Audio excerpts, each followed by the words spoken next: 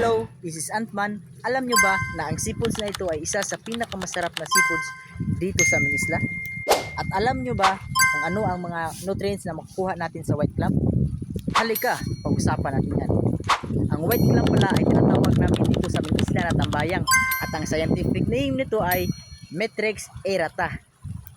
At ano nga ba ang ibig sabihin ng Metrix aerata?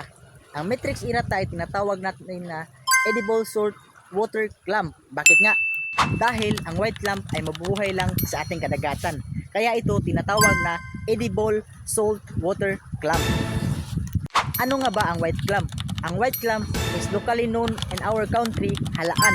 Halaan are a lean, nutritious protein.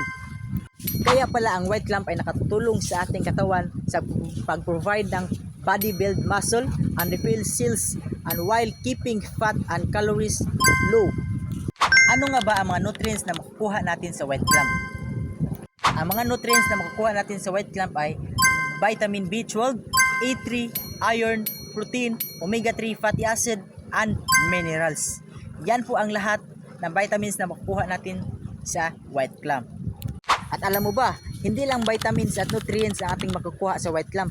Meron din itong tinatawag na siyam na uri na white clam. Ito ay tinatawag natin na hard shell, soft shell, cockles, Manila, surf shell, Atlantic jackknife, Pacific razor, ocean, kahug, and geoduck. Yan po ang siyam na uri ng white clam. At ang lahat na po na yan ay nabubuo lang yan sa white clam.